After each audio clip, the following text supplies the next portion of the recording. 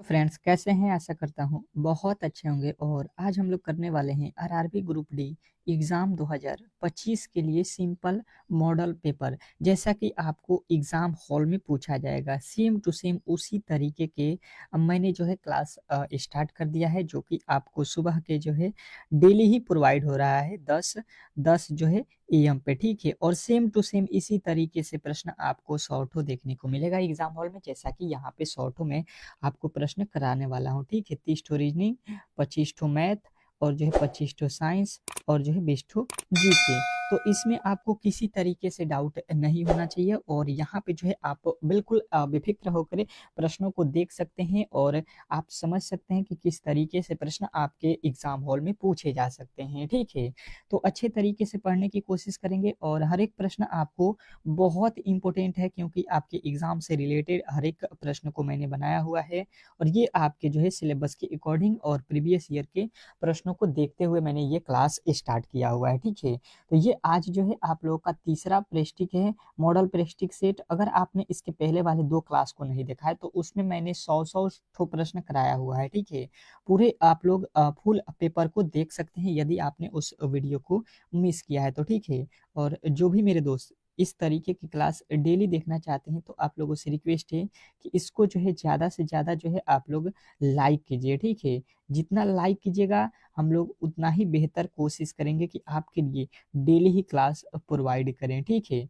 तो आप लोग जो है कमेंट बॉक्स में एक बार ज़रूर बताइएगा कि ये क्लास आप लोगों को रेगुलर कराते रहना चाहिए या नहीं। ठीक है, और जैसे कि आपको चैप्टर वाइज भी मैंने पढ़ाना स्टार्ट कर दिया है यूट्यूब पे फ्री ऑफ कॉस्ट में।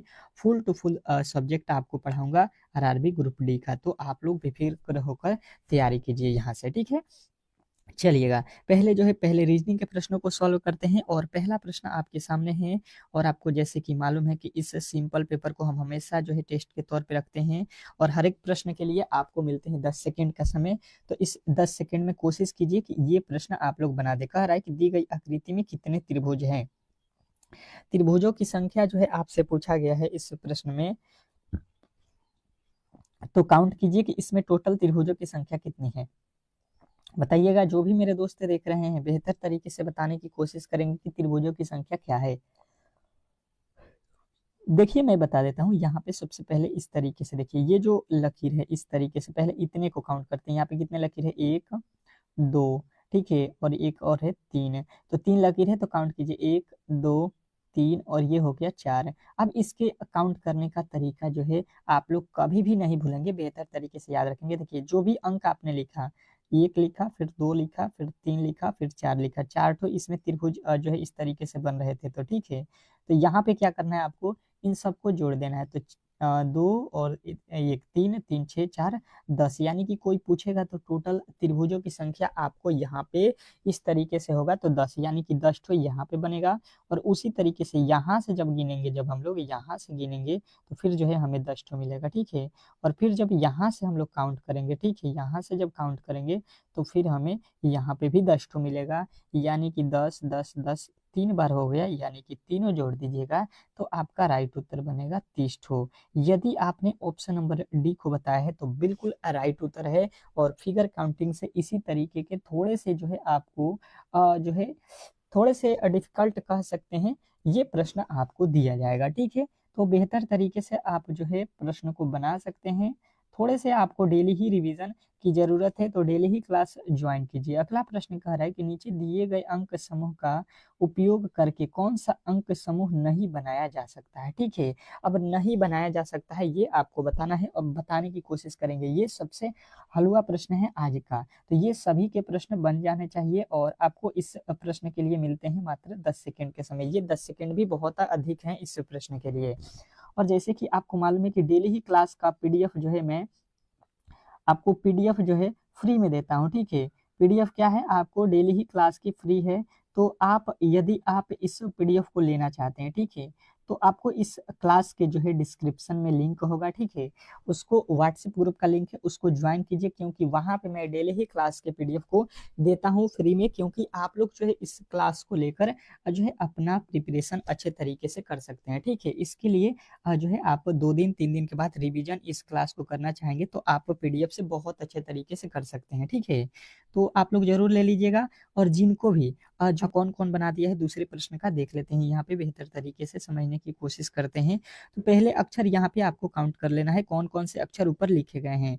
अब देखिए पहले ऊपर देखिए 7 है, बिल्कुल 7 है, 8 है, ऊपर बिल्कुल 8 है, 9 भी है, बिल्कुल 9 है, 6 है, बिल्कुल 6 है, 2 भी है। मतलब यहाँ पे जो अक्षर लिखा गया है उसमें से ये सारे वर्ड मिल रहे हैं, ये लिखे जा सकते हैं। ये देखिए ऊपर 8 है, बिल्कुल 8 है, 6 भी है, 2 भी है, ऊपर 5 भी है और 3 भी है, मतलब ये भी लिखा जा सकता है। आपको अच्छे तरीके से यहाँ पे दिखाई दे रहा होगा। अब देखिए यहाँ पे आ जाते हैं ऑप्शन नंबर सी में, तो लिखा है 6, 6 भी बिल्कुल लिखा गया है, 7 भी लिखा गया है, 4, 4 देखिएगा। अब जो है यहाँ पे यही गलती है कि भाई साहब ऊपर में 4 कहीं पर भी आपको 4 दिखाई नहीं दे रहा है, ठीक है, और यहाँ पे भाई साहब ने 4 का यूज कर दिया है। तो 4 कैसे हम लोग ले सकते हैं जब 4 ऊपर नहीं है, तो यही हम लोग कभी भी नहीं लिख सकते हैं, ठीक है। बाकी ये तीनों लिखा जा सकता है। तो आपको बेहतर तरीके से इस प्रश्न का सही उत्तर जो है मालूम हो गया होगा। आशा करता हूँ कि ये प्रश्न भी आपको बेहतर तरीके से समझ में आ गया है। नेक्स्ट प्रश्न की ओर चलेंगे और अगला प्रश्न आपको बताना है, ठीक है। बेहतर तरीके से आपको जो है तीसरे प्रश्न का उत्तर देना है। और मैंने आपको बताया भी है कि हमेशा क्लास में आइए तो किस तरीके से आपको टेस्ट देना है, पहले का उत्तर क्या हो रहा है, ए हो रहा है कि बी हो रहा है कि सी हो रहा है कि डी हो रहा है, इस तरीके से आपको जो है हमेशा ही प्रश्नों के उत्तर देने हैं। इससे जो है आपका कंपटीशन कॉन्फिडेंस जो है आपका हाई रहेगा, ठीक है, ताकि आप लोग जैसे एग्जाम हॉल में जाएंगे तो आपको वहां पे कोई तो आपको बताने वाला नहीं होगा, ठीक है। वहां पे प्रश्न को आपको खुद से सॉल्व करना है। तो सेम टू सेम आपको मैंने यहाँ पे भी वही लॉजिक बताया है कि आप खुद से प्रश्नों को करेंगे तो आप जो है बेहतर स्कोर कर पाएंगे एग्जाम हॉल में, ठीक है। चलिएगा। अब देखिए आपका जो है अगला प्रश्न कह रहा है कि दी गई पैटर्न का ध्यान पूर्वक अध्ययन करें और उस संख्या का जो है चयन करें जो प्रश्नवाचक चिन्ह के स्थान पे आ सकती है। अब जो है बताना है कि प्रश्नवाचक चिन्ह के स्थान पे कौन सी संख्या आने वाली है। बेहतर है आपको जो है इस प्रश्न को बनाने के लिए जो है 10 सेकंड का समय मिल रहा है, ठीक है। 10 सेकंड का जो समय है आप लोगों को मिल रहा है, तो ये 10 सेकंड आपके लिए बहुत इंपॉर्टेंट है और बताने की कोशिश करेंगे। देखिए गलती हो या सही हो इससे कोई भी मतलब नहीं होना चाहिए। आपने ट्राई तो किया, आपने ट्राई तो किया, ये बहुत बड़ी बात है, ठीक है। अभी आपके पास 3 मंथ है, 3 से 4 मंथ आपके पास समय है, तो आप बेहतर स्कोर कर सकते हैं यदि आपने डेली ही प्रश्नों को सॉल्व करना स्टार्ट किया। तो इससे एक भी प्रश्न अलग तरीके से अलग टाइप के नहीं पूछे जाएंगे, ये भी गारंटी है यहाँ पे। देखिए पहले वाले अगर कोठे को देखेंगे तो यहाँ पे लिखा है 8 है और यहाँ पे हमको नहीं मालूम है, यहाँ पे लिखा है 16। तो ये पहले हम लोगों को यहाँ पे पता करना पड़ेगा कि 8 जो है किस तरीके से लिखा है। तो हमने क्या किया कि ये जो है देखा, ये जो है आपका 5 और ये 11 है, ठीक है। तो हमने क्या किया, 11 में से 5 को माइनस किया, कितना हो जाएगा 6। और इधर देखिए क्या लिखा है 4 और 2, तो 4 में से 2 को माइनस करेंगे, ये हो जाएगा 2, 6 और 2 को जोड़ देंगे, ये होता है 8। और बिल्कुल 8 जो है यहाँ पे लिखा गया है। वही लॉजिक देखिए यहाँ पे भी माइनस कर लीजिए, 20 में से 6 जाएगा 14 प्लस 8 में से यहाँ पे 10 जाएगा 2, इसको भी जोड़ेंगे तो 14 2 16 हो जाएगा, ठीक है। अब वही लॉजिक सेम टू सेम यहाँ पे देखिए 15 में से जो है 6 को माइनस करेंगे 9 हो जाएगा प्लस है यहाँ पे 8 में से जो है 3 जाएगा 5 हो जाएगा, तो ये 9 5 14 होगा। बिल्कुल आपका राइट उत्तर यहाँ पे जो है ऑप्शन नंबर डी। तो आशा करता हूँ कि ये प्रश्न भी आपको अच्छे तरीके से समझ में आ गया होगा और ऐसे प्रश्नों को कभी भी आप गलती नहीं करेंगे। नेक्स्ट प्रश्न की ओर चलेंगे और अगला प्रश्न आपके सामने है, देखिएगा और बताने की कोशिश करेंगे। ये एनालॉजी का प्रश्न है और मुझे लगता है कि सभी लोग इसको बता सकते हैं। उस विकल्प का चयन करें जो तीसरे शब्द से ठीक उसी प्रकार संबंधित है जिस प्रकार दूसरा पद पहला पद से संबंधित है। अब जो है इस प्रश्न के लिए आपको 10 सेकंड भी काफी ज्यादा समय हो जाएंगे, ठीक है। तो मैं चाहता हूं कि इस प्रश्न को जितने जल्दी हो सके आप बताइए। जैसे कि लिखा गया है लखनऊ, और लखनऊ का संबंध जो है उत्तर प्रदेश से ये बता रहा है, ठीक है। तो कोहिमा का संबंध आप लोग को यहाँ पे बता देना है, बताने की कोशिश करेंगे सभी लोग कि जो है इस प्रश्न का सही उत्तर क्या होने वाला है? बेहतर है, बहुत बेहतर प्रश्न है आपके एग्जाम के लिए ये।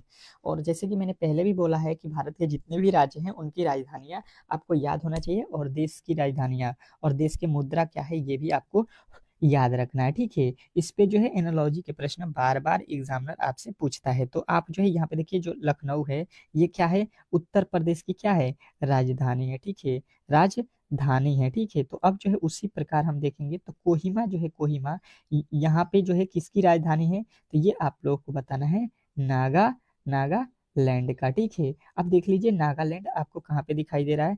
बिल्कुल कहिएगा ऑप्शन नंबर डी। तो आशा करता हूँ कि ये प्रश्न भी आपको बेहतर तरीके से समझ में आ गया होगा।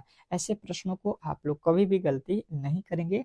नेक्स्ट प्रश्न की ओर चलते हैं, और अगला प्रश्न आपके सामने है, कह रहा है कि हरि को याद है कि उसके पिता का जन्मदिन 13 और जो है 16 जून के बीच में पड़ता है, जबकि उसकी बहन को याद पड़ता है कि उसके पिता का जन्मदिन 18 जून के बीच में पड़ता है। इसके जो है किसके जो है जन्मदिन किस दिन होगा? उनका जो है जन्मदिन किस दिन होगा? इस पर जो है दोनों का जो है सहमत क्या होगा, ये आपसे पूछा गया है। अब जो है बताइएगा, देखिए एक जो है लड़का और एक लड़की, दो ठो बोल रहा है कि उसके जो पिताजी हैं उनके जन्मदिन जो है उनको याद नहीं है, ठीक है, परंतु कुछ जो है लॉजिकली उनको याद है कि इस दिन और इस दिन के बीच में है। तो आपको बताना है कि कौन से दिन को जो है उनके पिता के जन्मदिन होगा। ये आप यहाँ से लगा सकते हैं दोनों के विचार से कि ये इसी दिन के जो है इनके जन्मदिन हो सकता है, ठीक है। तो बताने की कोशिश करेंगे सभी लोग कि जो है इस प्रश्न का सही उत्तर क्या होने वाला है। तो देखिएगा और समझने की कोशिश करते हैं बेहतर तरीके से। तो देखिए पहले जो है इसको याद है हरि को, ठीक है। हरि को क्या याद है कि ये जो है 13 और 16 के बीच में है, ठीक है। और एक जो है आपको उसकी बहन है, ठीक है, सिस्टर है उसकी, उसको क्या याद है कि उसका जो है 14 और 18 के बीच में जन्मदिन है। तो हमने यहाँ पे ये सीखा कि 13 के बाद यहाँ पे तो 14 है, और 14 के बाद यहाँ पे 15 है। 14 के बाद यहाँ से देखेंगे तो 15 है, 15 के बाद 16 है।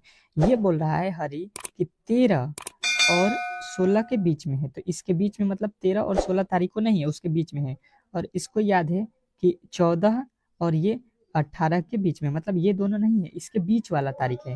तो देखिए दोनों को याद क्या है ये देख लीजिए, ये इसको भी याद हो रहा है कि 15 को हो सकता है, इसको भी याद है, मतलब यही डेट क्लियर है, इन दोनों को याद है कि 15 तारीख का ही इनका जो है बर्थडे है। तो ऑप्शन नंबर बी जो है इस प्रश्न का 100% राइट उत्तर है। तो आशा करता हूँ कि ये प्रश्न भी आपको बेहतर तरीके से समझ में आ गया होगा। नेक्स्ट प्रश्न की ओर चलेंगे, और देखिएगा आपके सामने आ चुका है ये आपका, क्या कह रहा है आपका अगला प्रश्न, समझने की कोशिश करेंगे कि निम्नलिखित आकृति का दर्पण प्रतिबिंब का चयन करें। जो है आपको दर्पण प्रतिबिंब जो है बताना है। जैसे कि मैंने दर्पण प्रतिबिंब से प्रश्न आपको बिल्कुल अच्छे तरीके से पढ़ाया भी है, ठीक है। तो गलती की गुंजाइश नहीं करनी है। अलग अलग तरीके के प्रश्न आपको देखने को मिलेंगे। कब? जब आप डेली ही क्लास को ज्वाइन करेंगे। तो कभी भी क्लास को मिस मत कीजिए, डेली क्लास में आइए और अपना सिलेक्शन एक पक्का कीजिए, ठीक है। तो देखिए ये जो है दर्पण आपके सामने रखा गया है, और इसका सही जो दर्पण प्रतिबिंब होगा इधर जो है क्या होने वाला है ये आपको बताना है, बताने की कोशिश करेंगे, बताने की कोशिश करेंगे सभी लोग मेरे दोस्त, क्योंकि देखिए ट्राई करना आपके लिए बहुत इंपॉर्टेंट होता है। क्योंकि किसी भी एग्जाम को क्रैक करने में आपको सबसे पहले उन प्रश्नों को समझना होता है कि किस तरीके से एग्जाम हॉल में प्रश्न आपको दिया जाता है। तो देखिए इसका जब हम दर्पण प्रतिबिंब बनाएंगे तो ये जो है बॉक्स आपको इस तरीके से आएगा, और एक जो है बीच में बॉक्स है तो यहाँ पे इस तरीके से हो जाएगा ये, और ये हो जाएगा इस तरीके से, और एक जो है बॉक्स और आपको यहाँ पे दिखेगा। तो अब देखिए हुआ क्या है कि देखिए ये जो है जेड ये पहले आएगा, तो इस तरीके से अब जो है जेड यहाँ पे हमें नजर आएगा, ठीक है। अब देखिएगा यहाँ पे इसके बाद से देखिएगा जेड पहले होना चाहिए, यहाँ पे नहीं है, यहाँ पे नहीं है, यहाँ पे नहीं है। तो बिल्कुल आपको तो पहले वाले अक्षर से ही इसका जो है राइट उत्तर मिल जाएगा। उसके बाद से 7 का भी यहाँ पे उल्टा आप इस तरीके से कर लीजिएगा, यहाँ पे जो है यहाँ पे 2 का भी उल्टा इस तरीके से आप कर सकते हैं और ये ए भी आप लोगों का इस तरीके से हो जाएगा। तो इस तरीके से आपका बिल्कुल राइट उत्तर ऑप्शन नंबर सी के साथ जाएगा। तो इस तरीके से प्रश्नों को आपको सॉल्व करना था। आशा करता हूँ कि आप इसको कर सकते हैं। अगला प्रश्न देखिएगा, कह रहा है कि यदि जो है यहाँ पे 50/14 बराबर जो है 25 है और जो है यहाँ पे 30/2 बराबर 225 है, तो निम्नलिखित का जो है यहाँ पे मान ज्ञात करना है। अब जो है बताने की कोशिश करेंगे। ये प्रश्न थोड़े से इजी है परंतु आपको यहाँ पे घुमाया गया है बहुत इजी प्रश्न है, बहुत इजी, परंतु आपको जो है थोड़े से यहाँ पे लॉजिकली आपको सोचना पड़ेगा। जैसे कि मैंने प्रश्न इस तरीके के कराया भी है क्लास में आपको। जब क्लास आपको मैं बताता हूँ तो क्लास को भी ज्वाइन कीजिए, इस सिंपल पेपर को भी देखिए, क्योंकि देखिए आपको यहाँ पे जो है रणनीति बनाना होगा। ठीक है, जिस रणनीति से हम चल रहे हैं बहुत बेहतर स्कोर करेंगे। तो यहाँ पे देखिएगा, बेहतर तरीके से समझने की कोशिश करते हैं। और एक बात बता दूं कि अभी साइंस और जीके और मैथ ये तीनों ही क्लास अभी आपको बाकी है, तो प्लीज अंत तक देखना है वीडियो को। ठीक है, तो ही आप बेहतर स्कोर कर सकते हैं एग्जाम हॉल में। तो देखिए हम क्या करेंगे, 50 है, 50 में 10 से भाग देने को बोला, भाग दिया मैंने, हो गया यहाँ पे 5, परंतु ये लिखा है 25, मतलब 5 का वर्ग कर देंगे तो ये हो जाएगा 25। सेम टू सेम वही लॉजिक यहाँ पे देखिएगा, 30 लिखा है, 30 में हम 2 से भाग देंगे, ये होगा 15। ठीक है, और 15 का वर्ग कर देंगे तो ये हो जाएगा 225। बात क्लियर आपको समझ में आ रहा होगा। ठीक है, तो अब जो किएगा यहाँ पे लिखा है 110, इसमें 2 से भाग देंगे, ये हो जाएगा 55, और 55 का स्क्वायर करेंगे तो ये इकाई अंक में क्या आएगा 55 के इकाई अंक में हमेशा आएगा 5 है। अब देखिए इकाई अंक में यहाँ पे 0, यहाँ पे 1, यहाँ पे 0, मतलब ये तो कभी भी नहीं हो सकता है किसी भी इकाई अंक, जब अगर 5 है किसी भी संख्या के इकाई अंक में तो उसका जो है वर्ग भी 5 ही होगा। तो ऑप्शन नंबर बिल्कुल आपको सी जो है इस प्रश्न का राइट उत्तर बताना था। आशा करता हूँ कि ये प्रश्न भी आपको बेहतर तरीके से समझ में आ गया होगा। नेक्स्ट प्रश्न की ओर चलते हैं और अगला प्रश्न आपके सामने है। क्या कह रहा है आपका अगला प्रश्न, बताने की कोशिश करेंगे। ये भी थोड़े से एनालॉजी टाइप का प्रश्न है परंतु कोडिंग डिकोडिंग के आधार पे है। कह रहा है कि उस विकल्प का चयन करें जो तीसरे अक्षर से ठीक उसी प्रकार संबंधित है जिस प्रकार दूसरा अक्षर पहले अक्षर से संबंधित है। अब बताइएगा, यहाँ पे बताने की कोशिश करेंगे। बोला गया है कि उस विकल्प का चयन करना है जिस तरीके से ये पहला अक्षर है इसका संबंध दूसरे अक्षर से हो रहा है। ठीक है, तो यहाँ पे तीसरे का संबंध हमको चौथे से बता देना है, बिल्कुल पहले वाले के तरीके के जैसे। अब जो है आपके सामने 10 सेकेंड का जो समय है वो स्टार्ट हो चुका है और आपको किसी तरीके की गलती नहीं करनी है। बेहतर तरीके से इस प्रश्न का जवाब देना है, तो बताने की कोशिश करेंगे कि इस प्रश्न का जो सही उत्तर है वो क्या होने वाला है। बहुत इंपॉर्टेंट प्रश्न है ये आपके क्लास के लिए, तो गलती की गुंजाइश नहीं होनी चाहिए और बताने की कोशिश करेंगे सभी लोग। बताइए इस प्रश्न का राइट उत्तर क्या होने वाला है।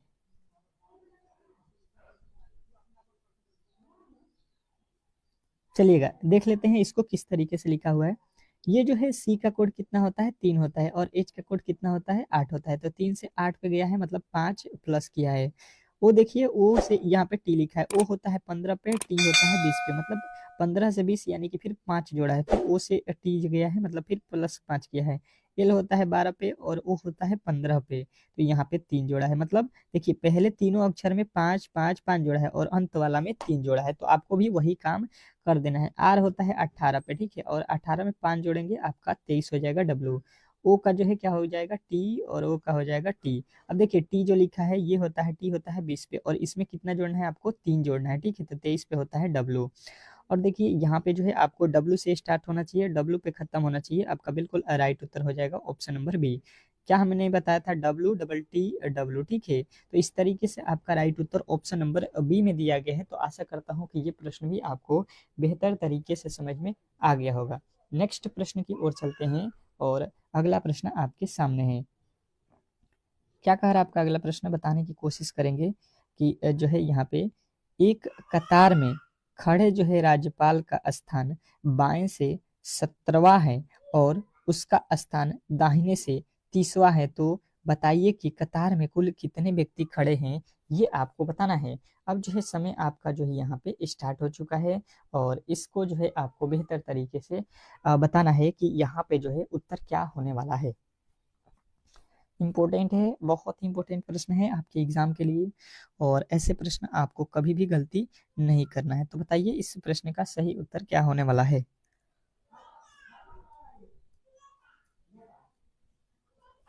बताइए इस प्रश्न का जो सही उत्तर है वो क्या होने वाला है। तो समझिए पहले यहाँ पे बाएं दाएं की जो खेल है वो यहाँ पे आज के बाद से आपको कभी भी दिक्कत नहीं करेगा। अगर यहाँ पे देखिएगा तो इसको बोलते हैं बायां साइड, ठीक है।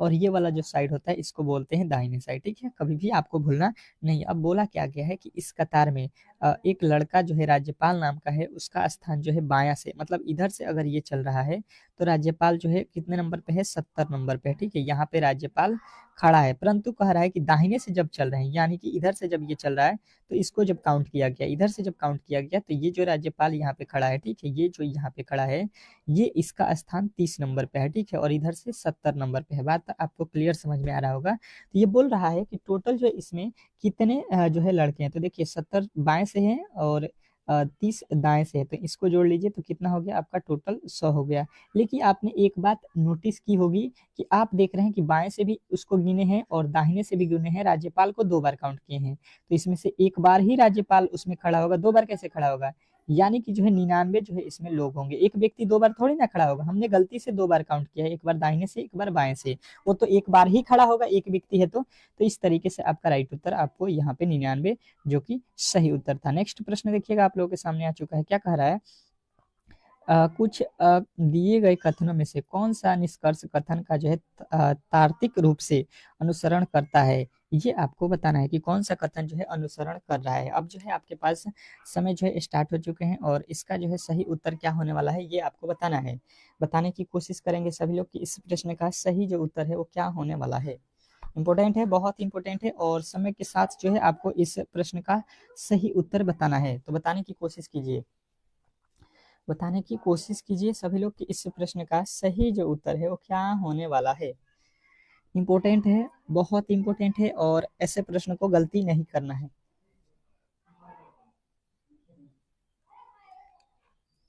देखिए कथन पे आ जाते हैं, कह रहा है कि सभी बोतलें पेंसिल है, ठीक है। अब देखिए यहाँ पे अच्छे तरीके से समझने की कोशिश करते हैं। कथन पे आते हैं, सभी बोतल है, ठीक है। बोतल को मैं बी से लिखता हूँ, जितने भी बोतल है वो सभी क्या है, पेंसिल है। मतलब पेंसिल के अंदर आएंगे, पेंसिल को पी से लिख देता हूँ। कह रहा है कोई भी पेंसिल स्कूल नहीं है, मतलब पेंसिल का और स्कूल का, ठीक है, स्कूल को एस से लिखता हूँ, इसका कोई भी संबंध नहीं है। तो बिल्कुल आपको वेन डायग्राम यहाँ पे समझ में आ गया होगा। अब इसी के आधार पे जो है हम लोग कथन को जो है देख लेते हैं, निष्कर्ष को देख लेते हैं, सॉरी, कार्य निष्कर्ष की कोई भी बोतल स्कूल नहीं है। देखिए ये जो है भाई साहब बोतल है और ये जो है कोई भी स्कूल के साथ नहीं में जो है संबंध बना रहे हैं। तो बिल्कुल सही उत्तर है आपका पहला वाला निष्कर्ष सही कह रहा है कि बोतल अलग है और निष्कर्ष अलग है, दोनों में किसी तरीके का संबंध नहीं है, बिल्कुल सही है।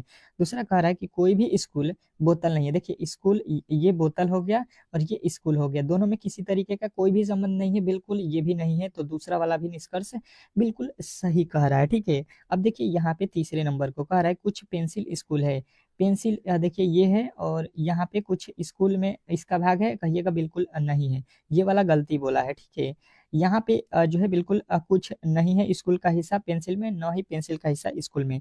तो हमें जो है यहाँ पे उत्तर क्या सही हुआ, पहला और दूसरा। देखिएगा यहाँ पे जो है थोड़े से यहाँ पे जो है यहाँ पे पहला और दूसरा ऑप्शन नंबर डी में दिया गया था, तो ऑप्शन नंबर यहाँ पे डी जो है इस प्रश्न का राइट उत्तर था। नेक्स्ट प्रश्न देखिएगा आप लोगों के सामने आ चुका है और इस प्रश्न का जवाब सभी लोगों को देना है। कह रहा है कि यदि स्टार का अर्थ जो है गुणा, डॉलर का अर्थ जो है प्लस और हैश का अर्थ जो है भगा और यहाँ पे सी एट द रेट का अर्थ जो है माइनस हो तो निम्नलिखित व्यंजकों का जो है यहाँ पे मान आपको बताना है। अब बताने की कोशिश करेंगे, इससे तो हलवा प्रश्न आपको कभी भी देखने को नहीं मिलेगा। तो ये प्रश्न आपको बताना है, बताने की कोशिश करेंगे। जो आपका समय है वो समय सीमा स्टार्ट हो चुका है, 10 सेकेंड। 10 सेकेंड से अधिक जो है आपके समय नहीं लगने चाहिए इस प्रश्न को सॉल्व करने में। तो देख लेते हैं कौन कौन मेरा दोस्त जो है इस प्रश्न का सही उत्तर बता देता है। चलिएगा बताने की कोशिश कीजिएगा सभी लोग।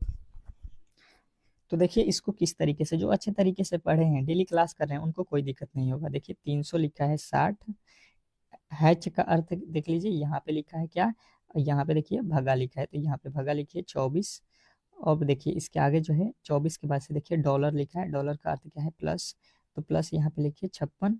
और स्टार, स्टार का अर्थ यहाँ पे देखिए, स्टार का अर्थ क्या है, गुणा है, तो यहाँ पे गुणा रखिए आपका 5। और देखिए ये क्या है, ये क्या है आप लोगों को देख लीजिए, एट द रेट सी जो लिखा जाता है एट द रेट, उस तरीके से इसका जो है माइनस का मतलब होता है, ठीक है, तो यहाँ पे माइनस रख देंगे। बस इस प्रश्न को अब सॉल्व कर दीजिए।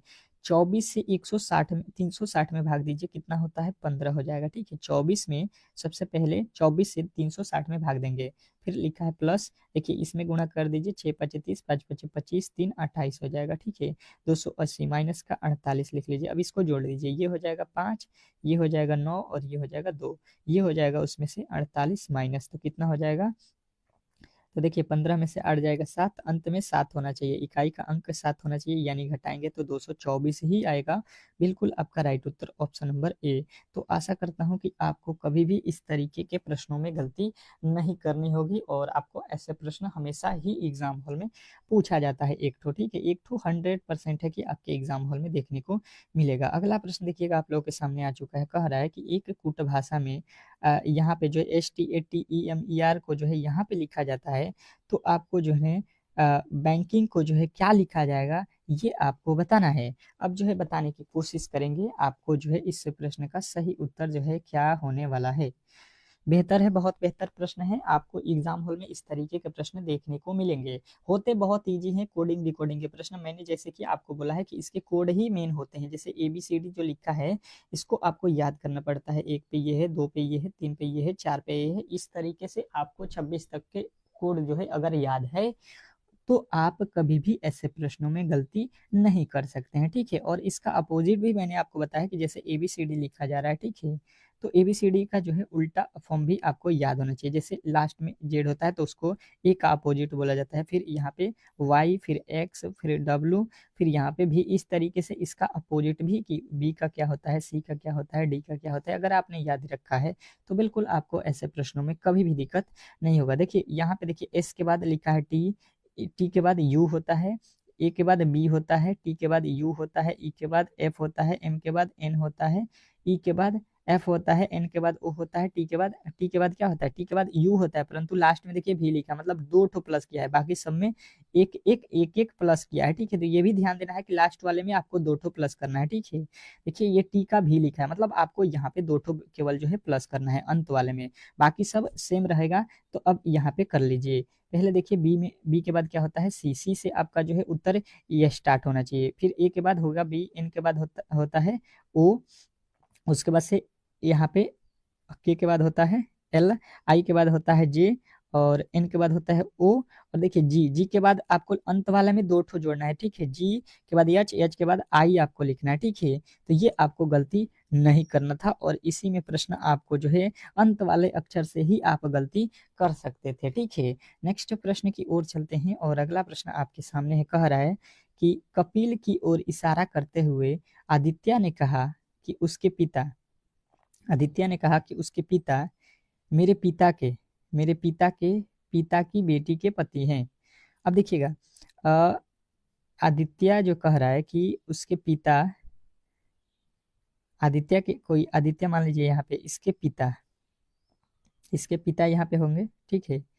इसके उसके इसके पिता मेरे पिता के पिता यहाँ पे होंगे, इसके पिता के पिता की बेटी हैं, कि बेटी के पति हैं, तो यहाँ पे इसके पिता के बेटी यहाँ पे हो जाएंगी, यानी कि ये दोनों भाई बहन हो जाएंगे, ठीक है। ये दोनों भाई बहन हो गए, और इनके पति, इसका कोई पति यहाँ पे होगा, तो पति का बेटी के पति हैं, तो यानी कि पति हैं, ये हो गए इसके पति, ठीक है। ये पति हो जाएंगे, ये माइनस हो जाएगा, ये भाई है तो प्लस हो जाएगा। अब कह रहा है आदित्य के पिता का कपिल की माता से क्या संबंध है, तो कपिल की माता, अब देखिए ये हो गई कपिल की माता, ठीक है। और यहाँ पे बोला गया है कि ये जो है आपको, ये आदित्य के पिता है, ठीक है। ये आदित्य के पिता, ये जो है आपके, हाँ आदित्य के पिता हैं, और ये है आपके कपिल। तो बोला जा रहा है कि जो है ये कि पिता, आदित्य के पिता ये हो गए, ये आदित्य के पिता है, यहाँ पे आदित्य है, इसका पिता ये हो गए। कपिल की माता से क्या संबंध है, कपिल जो है यहाँ पे कपिल है, तो इसके जो है ये कौन है, ये पिता है, और ये कौन है, इसकी माता है। तो इनसे क्या संबंध है, इसके माता से क्या संबंध है, इसके पिता के, तो ये दोनों क्या है, भाई बहन है। तो ये जो है ये कौन है, भाई है। तो इस तरीके से भाई जो है आपको बताना है, बिल्कुल राइट उत्तर हो जाएगा कि ये जो है इसके माता के क्या है, ये अब भाई हैं। नेक्स्ट प्रश्न देखिएगा आप लोगों के सामने आ चुका है और ये प्रश्न आपको जो है यहाँ पे देखिए कह रहा है कि उस आरेख का चयन करें जो दिए गए वर्गों के बीच के संबंध को सही ढंग से निरूपित करता है। देखिए सोना लिखा है, चांदी लिखा है, आभूषण लिखा है। सोना, चांदी, आभूषण में आपको वेन डायग्राम बनाना है। तो देखिए बहुत ईजी प्रश्न है ये आपके एग्जाम के लिए। ये हो जाएगा आपका गोल्ड, ठीक है। और देखिएगा आभूषण क्या सोने का होता है, कहिएगा बिल्कुल। सोने का कुछ हिस्सा सोने का आभूषण बनाया जाता है, ठीक है, परंतु सभी सोने का नहीं होता है। उसके बाद देखिए चांदी, चांदी का कुछ हिस्सा होता है आभूषण और सोने का भी कुछ हिस्सा होता है आभूषण। तो इस तरीके से कुछ वाला लॉजिक लगाना है ऑप्शन नंबर जो कि बी में दिया गया है। तो आशा करता हूं कि ये प्रश्न भी आपको बेहतर तरीके से समझ में आ गया होगा, ऑप्शन नंबर बी। अब चलते हैं नेक्स्ट प्रश्न की ओर। अब देखिएगा यहाँ पे जो है नेक्स्ट प्रश्न आपको जो है यहाँ पे जो है अब जीके के प्रश्न को स्टार्ट करते हैं, ठीक है। अब देखिएगा जीके के प्रश्न आपको 20 ठो मिलेगा जैसे कि आपको एग्जाम हॉल में पूछा जाएगा, ठीक है। जीके जीके जीएस के ये प्रश्न है आपको 20 ठो जो कि बहुत महत्वपूर्ण है और बिल्कुल इस तरीके के ही प्रश्न आपको एग्जाम हॉल में देखने को मिलेगा।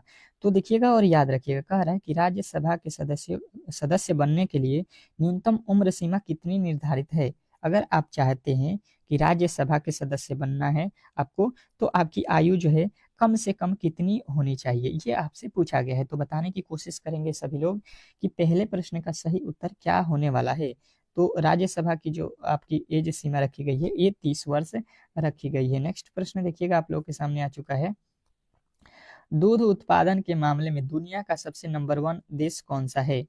दूध जो उत्पादन है इसको करने में सबसे प्रथम स्थान किस देश का है, मतलब सबसे ज्यादा जो है विश्व में दूध किस देश उत्पादन करता है। तो आपको बताना है कि हमारा प्यारा देश भारत करता है, ठीक है। इसके लिए एक लाइक जरूर कर दीजिएगा जो मेरे दोस्त जो है वीडियो को अब तक लाइक नहीं किए हैं और शेयर नहीं किए हैं, ठीक है। इतना मेहनत जो है आपके लिए हम कर रहे हैं कि एक ही वीडियो में आपके चारों सब्जेक्ट को कवर करा दे रहे हैं। तो आप जो है मेरा थोड़ा सा तो सपोर्ट कर ही सकते हैं, ठीक है। नेक्स्ट प्रश्न कह रहा है यहाँ पे कि उकाई बांध मतलब गुजरात में है, किस नदी पर स्थित है। उकाई बांध किस नदी पर स्थित है बताने की कोशिश करेंगे। तो ये जो है आपके कहाँ पे है, ताप्ती नदी पे है। तो ऑप्शन नंबर डी के साथ आपको जाना है। ऑप्शन नंबर डी जो है बिल्कुल राइट उत्तर है। नेक्स्ट प्रश्न की ओर चलेंगे और अगला प्रश्न आपके सामने है। क्या कह रहा है आपका अगला प्रश्न कि जो है निम्नलिखित भारत की नदियों में कौन कर्क रेखा को 2 बार पार करती है। बताइएगा कि निम्नलिखित भारत की नदियों में कौन कर्क रेखा को 2 बार पार करती है। अब जो है बताइए 24 का राइट उत्तर क्या होगा। तो यहाँ पे जो है आपको बताना है कि ये करती है आपकी कौन, माही नदी, ठीक है। तो माही नदी जो है कर्क रेखा को 2 बार पार करती है। ऑप्शन नंबर ए के साथ आपको जाना है। अगला प्रश्न कह रहा है कि भारत में पंचायती राज अधिनियम कब लागू हुआ था। भारत में पंचायती राज अधिनियम कब लागू हुआ था बताने की कोशिश करेंगे। अगले प्रश्न का उत्तर आपको यहाँ पे देना है। तो आपका राइट उत्तर क्या बनेगा, ये जो है 24 अप्रैल 1993 को लागू हुआ था। ऑप्शन नंबर बिल्कुल सी जो है आपका राइट उत्तर होगा। नेक्स्ट प्रश्न देखिएगा आप लोगों के सामने आ चुका है कि स्मृति मंदना का जो है संबंध किस खेल से है। स्मृति मंदना का जो है संबंध किस खेल से है, ये तो प्रश्न सभी लोग जानते हैं। तो सभी का उत्तर आएगा क्रिकेट से, ठीक है। अब ये बताइएगा कि आईपीएल में किस टीम की कप्तान है। आईपीएल में ये कौन सी टीम की कप्तान है स्मृति मंदना बताने की कोशिश करेंगे। बहुत बार एग्जाम हॉल में इस तरीके के प्रश्न पूछ दिए जाते हैं, ठीक है। अब देखिएगा कह रहा है कि भारतीय राष्ट्रीय कांग्रेस को किसने जो है भीख मांगने वाली जो है संस्था कहा था। भारतीय राष्ट्रीय कांग्रेस को जो है किसने जो है भीख मांगने वाली संस्था कहा था। तो आपको बताना ये जो है बीजी तिलक ने कहा था, ठीक है। वीजी तिलक जो है आपके राइट उत्तर हो जाएगा। अगला प्रश्न कह रहा है यहाँ पे कि भारतीय संविधान में मौलिक कर्तव्यों का जो है विचार किस देश के संविधान से लिया गया है। बताइएगा कि जो है यहाँ पे आपके किस देश से लिया गया है। तो आपके जो राइट उत्तर बनेगा ये जो है आपके रूस के संविधान से हम लोग लिए हैं। कौन सा, मौलिक कर्तव्य का जो है विचार है, ठीक है। नेक्स्ट प्रश्न देखिएगा आप लोगों के सामने आ चुका है। कह रहा है कि ताप्ती नदी निम्नलिखित में से किस राज्य में जो है प्रवाहित नहीं होती है।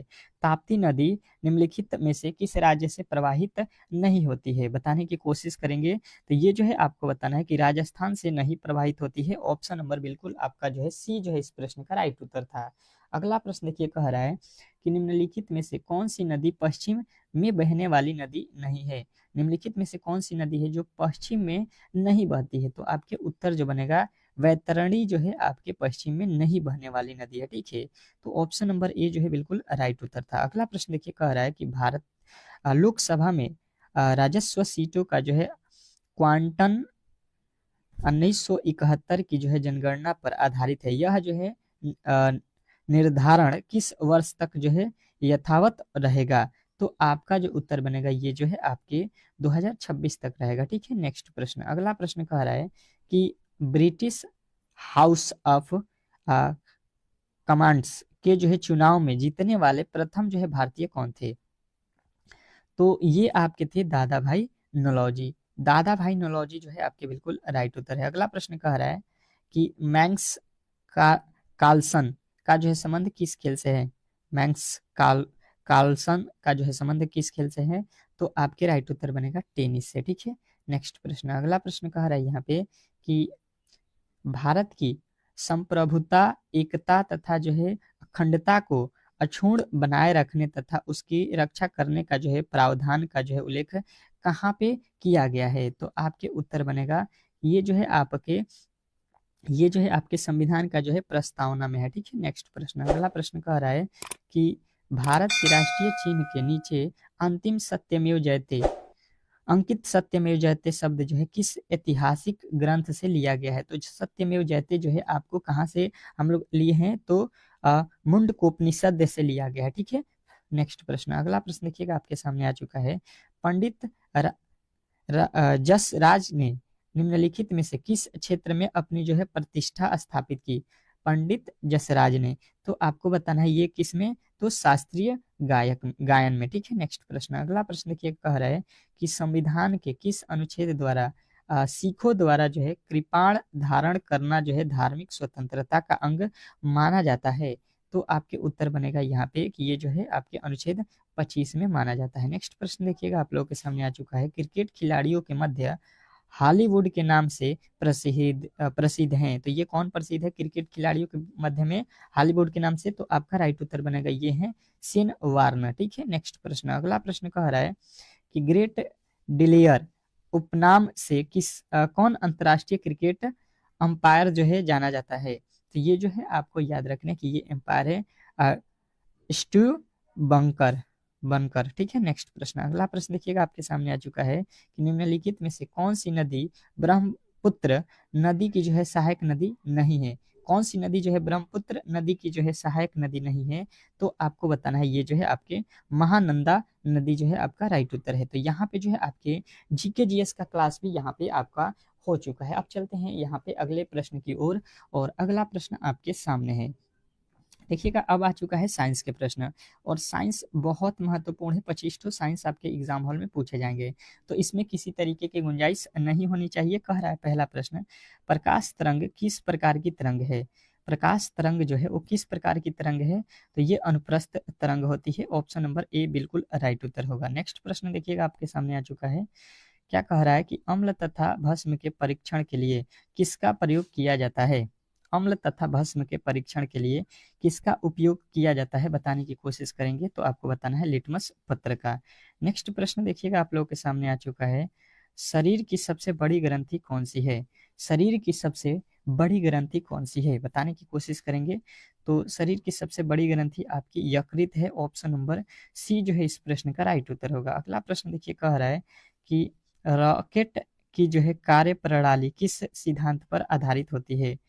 रॉकेट की कार्य प्रणाली किस सिद्धांत पर आधारित होती है, तो आपके राइट उत्तर होगा न्यूटन के तृतीय नियम पर, ठीक है। नेक्स्ट प्रश्न, अगला प्रश्न कह रहा है कि प्राकृतिक रबड़ किसका जो है बहुलक है। प्राकृतिक रबड़ जो है किसका बहुलक है, बताइएगा इस प्रश्न का सही उत्तर क्या होने वाला है। देखिए फटाफट से जो है इन प्रश्नों को हम लोग करते हैं, जीके और साइंस में मिला के 10 से जो है 12 मिनट में हम लोग इसको कवर कर लेंगे, क्योंकि हमें मैथ और जो है रीजनिंग पे ज़्यादा समय लगेगा सॉल्व करने में, ठीक है। तो पांचवे का उत्तर क्या हो जाएगा, तो आपको याद रखना है आइसोप्रीन। प्राकृतिक रबड़ किसका बहुलक होता है, आइसोप्रीन का। नेक्स्ट प्रश्न देखिएगा आपके सामने आ चुका है। कह रहा है कि वायुयान निर्माण में निम्नलिखित में से कौन सी धातु प्रयुक्त होती है। वायुयान निर्माण में निम्नलिखित में से कौन सी धातु प्रयुक्त होती है, तो आपको बताना है पैलेडियम। ठीक है, पैलेडियम जो है आपके बिल्कुल राइट उत्तर होगा। अगला प्रश्न कह रहा है कि शरीर का जो है तापक्रम कहाँ नियंत्रित होता है। जो हम लोग का शरीर है उसका तापक्रम कहाँ पर नियंत्रित होता है, ये हमसे पूछा गया है। तो आपका जो सही उत्तर होगा वो क्या होगा, ये जो है प्यूटरिट ग्रंथि पर जो है नियंत्रित होता है। ऑप्शन नंबर बिल्कुल आपका राइट उत्तर हो जाएगा, ऑप्शन नंबर डी। अगला प्रश्न कह रहा है यहाँ पे कि सेल्सियस तापक्रम पर जल के जो है क्वथनांक तथा हिमांक होते हैं, क्रमशः कितने होते हैं, ये आपको बताना है। जो मतलब बराबर कितने पे होते हैं, जो है सेल्सियस तापक्रम पर जो है क्वथनांक आपको बताना है तथा जो है हिमांक बताना है आपको। तो ये जो है आपके 100 डिग्री सेल्सियस और तथा जो है 0 डिग्री जो है सेल्सियस पर होता है। ठीक है, नेक्स्ट प्रश्न, अगला प्रश्न देखिएगा आपके सामने आ चुका है कि विद्युत मोटर निम्न सिद्धांत के अनुसार कार्य करता है। मतलब विद्युत मोटर जो है निम्न में से किसके सिद्धांत पे कार्य करता है, ये आपसे पूछा गया है। तो आपका जो उत्तर आएगा ये फैराडे के जो है नियम पे कार्य करता है। ठीक है, तो आपका राइट उत्तर यहाँ पे मिल गया, ऑप्शन नंबर जो है ए जो है इस प्रश्न का राइट उत्तर होगा। अगला प्रश्न देखिएगा आपके सामने आ चुका है, क्या कह रहा है आपका अगला प्रश्न कि ध्वनि का प्राव मानव के जो है कान में कितने समय तक रहता है। ध्वनि का प्रभाव जो है मानव के कान में कितने देर तक रहता है, तो आपका उत्तर बनेगा 1/10 सेकेंड तक। ठीक है, नेक्स्ट प्रश्न, अगला प्रश्न कह रहा है कि अमीबा में भोजन का जो है अंतर्ग्रहण किसके द्वारा होता है। अमीबा में भोजन का जो है अंतर्ग्रहण जो है किसके द्वारा होता है, तो आपका राइट उत्तर बनेगा ये जो है कुटपाद के द्वारा होता है। नेक्स्ट प्रश्न देखिएगा आप लोगों के सामने आ चुका है कि फूलों को कृत्रिम रूप से पकाने के लिए कौन सी गैस प्रयुक्त की जाती है। तो ये जो है आपको याद रखना कि ये हम लोग करते हैं एसिटिलीन का। ठीक है, एसिटिलीन से जो है फलों को पकाते हैं। ठीक है, अगला प्रश्न देखिएगा कह रहा है आपके सामने कि डीजल इंजन का आविष्कार किसने किया था। डीजल इंजन का जो है आविष्कार किसने किया था, तो आपका राइट उत्तर बनेगा यहाँ पे रूडोल्फ। ठीक है, नेक्स्ट प्रश्न देखिएगा आप लोगों के सामने आ चुका है, बहुत इंपॉर्टेंट है, प्रकाश का वेग कितना होता है। ये बहुत बार एग्जाम हॉल में प्रश्न पूछा गया है, तो वीवीआई आप लोग इसको करके रखिएगा। तो आपका राइट उत्तर हो जाएगा 3 × 10⁸ मीटर प्रति सेकेंड। नेक्स्ट प्रश्न देखिएगा आप लोगों के सामने आ चुका है कि निम्नलिखित में से कौन एंजाइम लार में पाया जाता है। निम्नलिखित में से कौन सा एंजाइम है जो लार में पाया जाता है, तो आपको बताना है टाइलिन। ठीक है, टाइलिन जो है लार में पाया जाने वाला एंजाइम है। अगला प्रश्न कह रहा है वाहन पीछे से आने वाली वस्तुओं को देखने के लिए किसका उपयोग करता है।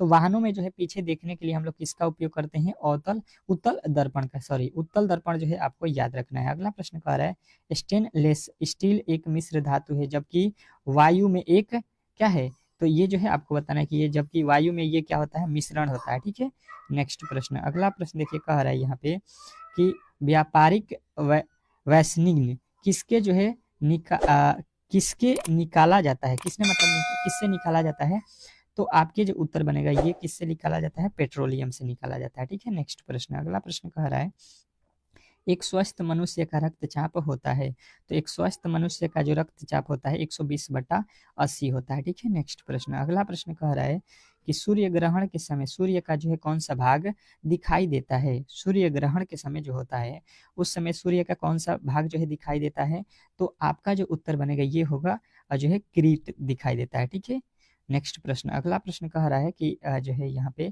ताप के सेल्सियस पैमाने पर परम जो है शून्य ताप होता है, तो ताप पे जो है परम शून्य ताप जो है -273 डिग्री सेल्सियस होता है। नेक्स्ट प्रश्न कह रहा है यहाँ पे कि प्रकाशीय फाइबर किस सिद्धांत पर कार्य करता है। प्रकाशीय फाइबर किस सिद्धांत पे कार्य करता है, तो आपके उत्तर बनेगा कि प्रकाशीय फाइबर जो है आपके पूर्ण आंतरिक परावर्तन के सिद्धांत पे कार्य करता है। नेक्स्ट प्रश्न कह रहा है यहाँ पे कि मनुष्य के मस्तिष्क की सबसे बाहरी झिल्ली कौन सी है, तो मनुष्य के मस्तिष्क की सबसे बाहरी झिल्ली जो है ड्यूरामीटर जो है आपकी है। ठीक है, ड्यूरामीटर आपको याद रखना है। अगला प्रश्न कह रहा है कि अल्फ्रेड नोबेल ने किसका जो है आविष्कार किया था। अल्फ्रेड नोबेल जो है वो किसका आविष्कार किया था, तो आपको बताना है ये जो है डायनामाइट का जो है आविष्कार किया था। नेक्स्ट प्रश्न देखिएगा आप लोगों के सामने आ चुका है कि समन में कौन सी गैस प्रयुक्त होती है। अग्निशमन में जो है किसका प्रयोग होता है, तो आपका राइट उत्तर बनेगा कार्बन डाइऑक्साइड का। तो इस तरीके से आज का क्लास जो है यहाँ पे देखिएगा साइंस का भी समाप्त हो चुका है 25 का। अब चलते हैं मैथ के प्रश्नों की ओर और मैथ के फटाफट से जो है प्रश्नों को देख लेते हैं। तो चलिएगा यहाँ पे मैथ के पहले प्रश्न की ओर। ठीक है, चलिएगा देखिएगा, मैथ का जो है प्रश्न पहला हम लोग सॉल्व करने वाले हैं। जैसा कि आपको मालूम है कि मैथ के 25 ठो प्रश्न आएंगे और बिल्कुल इसी तरीके के प्रश्न आएंगे जिस तरीके से आपको यहाँ पे देखने को मिल रहा है, ठीक है। हर एक चैप्टर से प्रश्न आपको मिलेंगे, हर एक टाइप के प्रश्न मिलेंगे जिस तरीके से आपके एग्जाम हॉल में पूछा जाएगा। तो पहला प्रश्न आपसे बोल रहा है कि किसी वृत्त की त्रिज्या में 50% की कमी कर देने पर उसके क्षेत्रफल में कितने प्रतिशत की कमी होगी। तो जो भी मेरे दोस्त ग्रुप डी में सिलेक्शन लेना चाहते हैं, तो उनको मैंने पहले भी बताया हुआ है कि मेरे दोस्त आप लोग जो है ज़्यादा से ज़्यादा मेरे वीडियो को लाइक कीजिएगा, तो ही मैं इस तरीके के कंटेंट डेली प्रोवाइड करूंगा, ठीक है। तो लाइक आपको डेली जो है कहना ना पड़े, आप बेहतर से बेहतर तरीके से जो है आप लोग वीडियो को लाइक करें, शेयर करें। और देखिए प्रश्न जो है आपको बहुत सरल तरीके से मैं बताऊंगा, ताकि आप लोगों को एग्जाम हॉल में मैथ में किसी तरीके की दिक्कत न हो। बोला गया है कि वृत्त की त्रिज्या 50% बढ़ा दी जाए तो उसके क्षेत्रफल में कितने परसेंट की कमी होगी। क्षेत्रफल में कितने परसेंट की कमी होगी, यहाँ पे बढ़ाना नहीं है, क्षेत्रफल भी घटाना है, ठीक है। अगर त्रिज्या घटाना है तो क्षेत्रफल भी घटेगा, बिल्कुल घटेगा। तो देखिए यहाँ पे हुआ क्या है, अच्छे तरीके से देखेंगे। मान लेते हैं कि त्रिज्या आपका कितना है, 100% है, ठीक है। अब जो है नया पे इसका त्रिज्या जब निकालेंगे तो इसमें बोला गया है 50% कमी कर दीजिए। पहले 100 था, अब जो है इसमें 50 की कमी कर देंगे तो अब त्रिज्या जो है नया पे कितना आ जाएगा, नया पे त्रिज्या क्या हो जाएगा आपका, 50 हो जाएगा। अब देखिए वृत्त का क्षेत्रफल क्या होता है, पाई आर स्क्वायर।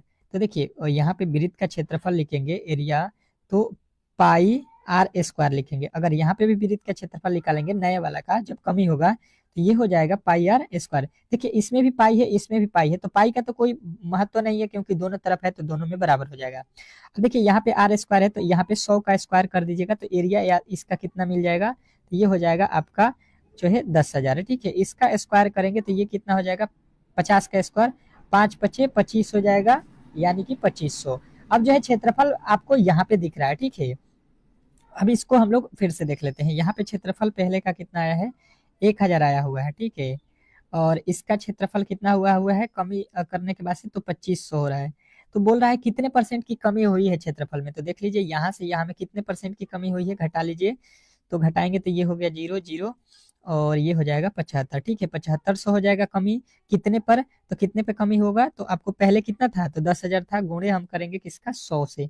20 से 20, 20 से 20 कट जाएगा, यानी कि हम लोग का जो कमी होगा वो 75% का हो जाएगा। बिल्कुल आपके राइट उत्तर ऑप्शन नंबर सी में दिया गया है। तो आशा करता हूँ कि ये प्रश्न भी आपको अच्छे तरीके से समझ में आ गया होगा और ऐसे प्रश्नों को कभी भी आप लोग गलती नहीं करेंगे। नेक्स्ट प्रश्न की ओर चलते हैं और अगला प्रश्न आपके सामने है। क्या कह रहा है आपका अगला प्रश्न, बहुत मजेदार प्रश्न है। कह रहा है कि हेमंत ने 10 गाड़ी 30 रुपये प्रति लाभ पर, 30 रुपया प्रति लाभ पर तथा 12 गाड़ियां 60 रुपये प्रति साड़ी लाभ पर जो है बेची। अच्छा जी, ये हेमंत कह रहा है कि साड़ी जो है 30 रुपये प्रति लाभ पर जो है अ, लाभ पर तथा जो है 12 60 रुपये प्रति लाभ पर बेचा। शेष बची जो है 20 साड़ियों में से प्रत्येक को कितने लाभ पर बेचे, ताकि कुल साड़ी का जो है औसत लाभ जो है 75 रुपया प्रति जो है हो जाए। अब देखिएगा इस तरीके के प्रश्नों को किस तरीके से सॉल्व करते हैं, बहुत इजी है। आपको यहाँ पे ध्यान देना है। टोटल साड़ी कितनी है, पहले देखिए 10 साड़ी बेचा हुआ है, फिर यहाँ पे देखिएगा 12 साड़ी बेचा हुआ है, शेष जो है 20 साड़ी है तो इसको भी बेच रहा है ये। तो देखिए टोटल 12 10 और 20 कितने हो गए साड़ी, तो ये हो गया आपका टोटल साड़ियों की संख्या 42। और इसका औसत कितना है, प्रत्येक साड़ी पर वो कमाना चाहता है 75 रुपया, तो 75 से गुणा कर दीजिए। ये कितना हो जाएगा टोटल, यहाँ पे अगर आप गुणा करते हैं यहाँ पे कर लीजिए, 75 में किससे गुणा करना है आपका, 42 से। तो ये हो जाएगा 5 दूना 10, 7 दूना 14, 1 15, 4 5 20, 7 चौका 28 और 2 30 हो गया, ठीक है। तो यानी कि आ जाएगा आपका 0 5 1 3 31 30 हो गया। अब कह रहा है कि यहाँ पे 10 साड़ी जो है बेचा हुआ है कितने पे, 10 का निकाल लीजिए, 10 का लाभ कितना हुआ है 130, तो इसका वैल्यू निकालेंगे तो ये आ जाएगा 1300 रुपया, ठीक है। और यहाँ पे जो है कितना, 12 को बेचा है कितने पे, 60 रुपये पे, तो 60 यहाँ से कर लीजिए कितना हो जाएगा, 12 छक्के 72, इसको जोड़ लेते हैं कितना हो जाएगा, 0 2 7 3 10 का 0, ये 2 20 22 लिखा है, ठीक है। 31 50 और 20 20 लिखा है, 31 50 20 20 याद रखिए, 31 31 50 और 20 20। ये जो है आपने तो देखिए ये कितने का है, तो 10 साड़ी है और यहाँ पे कितने साड़ी बेचा है, 20 12, तो ये टोटल साड़ी बेचा हुआ है 22, ये कितने साड़ी का है, तो 42 साड़ी का है। तो यहाँ से हम घटाएंगे तो बचा हुआ कितना साड़ी होगा, अभी भी 20 साड़ी होगा। और यहाँ से घटाएंगे तो ये हो जाएगा 5, ये हो जाएगा 2, और यहाँ पे हो जाएगा 1, और ये हो जाएगा 1, 1100। 20 साड़ी का दाम अब जो है हमको 1100 रुपया कमाना होगा, तो इससे भाग दे दीजिए यहाँ पे। ये जो है कितने मर्त में हो जाएगा, 20 के पहाड़ में 20 चौका 80, 20 पाँचे 100, 5 हो जाएगा। फिर जो है कितना बचेगा यहाँ पे 12, यानी कि जो है कितना बच रहा है आपका, 20 बचे 100 हो गया, 12 बचा, 20 छक्के 120 हो जाएगा। फिर 20 छक्के 120 56 हो गया, और यहाँ पे हो जाएगा 20 बचे 100, यानी कि 5, यानी कि जो है आपका बिल्कुल राइट उत्तर बनेगा ऑप्शन नंबर डी, बी। तो इस तरीके से इस प्रश्न को बनाना था। देखिए टोटल जो इसने लिया है कितना, तो जो है साड़ी लिया है 42, उसमें से 20 को बेचा हुआ है, तो उसको कितना फायदा हो गया है, 20 को बेचा हुआ है, तो यहाँ पे 2025 रुपया उसको फायदा हो गया। लेकिन वो बोला है कि टोटल हमको जो है लाभ कमाना है कितना, 3150 रुपया, मतलब 75% हर एक साड़ी पे, तो उसको और कमाना पड़ेगा 1125, 20 साड़ी को बेच के। तो इसमें 20 से हमने भाग दे दीजिए, बिल्कुल राइट उत्तर आपका ऑप्शन नंबर बी बन गया। नेक्स्ट प्रश्न देखिएगा। अब देखिएगा आपका अगला प्रश्न आपके सामने है, 13 नंबर कह रहा है, यदि किसी संख्या के 1/3 भाग 1/4 भाग, किसी संख्या का 1/3 भाग 1/4 भाग 5 के बराबर हो तो संख्या ज्ञात करें। अब वो संख्या बताना है आपको। तो देखिए सिंपल है, आप लोग अच्छे तरीके से देखिए। किसी संख्या, तो संख्या नहीं मालूम है, एक्स संख्या है, इसका 1/3, 1/3 मतलब 1/3 भाग, उसका 1/4 भाग, उसी संख्या का बोला है 1/3 भाग और 1/4 भाग करने पे जो है आपके 5 के बराबर हो जाएगा, ठीक है। अब देखिए इसके नीचे कुछ नहीं, तो एक है, ऊपर का गुणा ऊपर कीजिए, एक्स हो जाएगा, ये हो जाएगा 4×3 = 12, यहाँ पे हो जाएगा 5/1। तो यहाँ पे एक्स का गुणा एक में करेंगे तो एक्स एक में एक्स हो जाएगा, ये हो जाएगा 12×5 = 60, यानी कि जो है वो संख्या हम लोगों का कितना हो गया, यहाँ पे 60 हो जाएगा, ठीक है। 60 का अगर आप करते हैं 1/3 फिर उसका 1/4 भाग, तो आपको मिलेगा यहाँ पे 5। तो बिल्कुल आपको जो है राइट उत्तर बताना था ऑप्शन नंबर सी। नेक्स्ट प्रश्न की ओर चलते हैं, और अगला प्रश्न आपके सामने है। क्या कह रहा है आपका अगला प्रश्न, देखिएगा। ये प्रश्न औसत से रिलेटेड है, बहुत इंपॉर्टेंट प्रश्न है, वीवीआई कर लीजिएगा। 8 संख्याओं का औसत 42 है। यदि प्रत्येक संख्या में 9 घटा दिया जाए तो प्राप्त संख्याओं का नया औसत क्या होगा। अब बताइएगा यहाँ पे कि कोई 8 संख्याएं हैं, ठीक है, इसका औसत जो है आपको बता रहा है कि 42 है। तो मैंने इस तरीके के प्रश्न आपको कल भी बताया था कि इस तरीके के प्रश्नों को किस तरीके से सॉल्व करना है, ठीक है।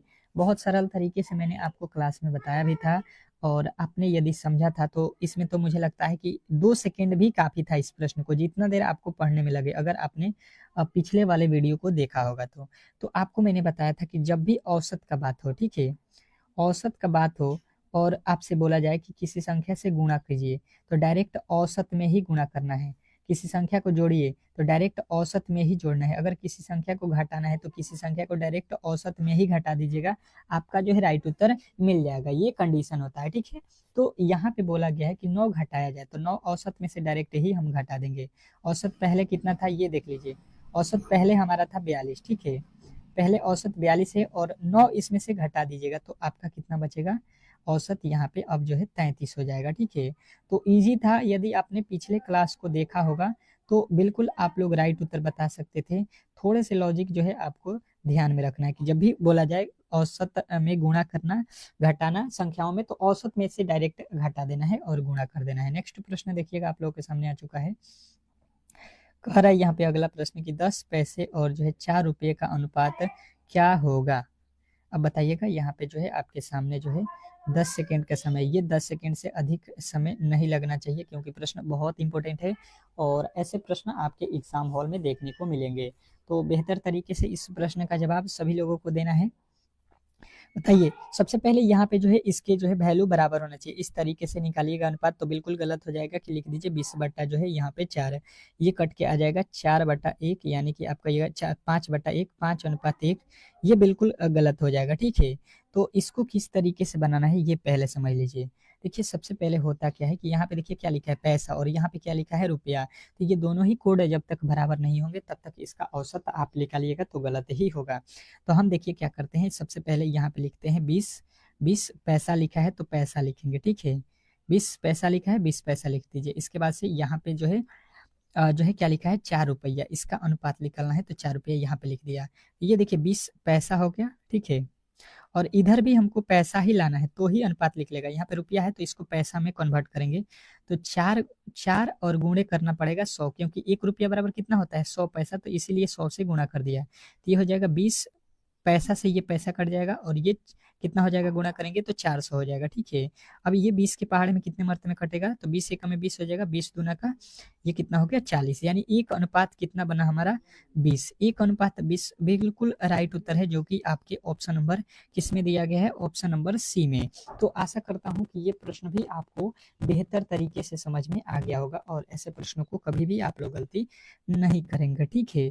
तो आज का क्लास हम लोग यहीं पे समाप्त करते हैं, और जो भी मेरे दोस्त इस क्लास को डील करना चाहते हैं तो आप लोगों से रिक्वेस्ट है कि वीडियो को ज़्यादा से ज़्यादा लाइक कीजिए, चैनल को ज़्यादा से ज़्यादा सब्सक्राइब कीजिए, ठीक है। मिलते हैं नेक्स्ट वीडियो में, तब तक के लिए जो है धन्यवाद। आपको ऐसे ही डेली क्लास ज्वाइन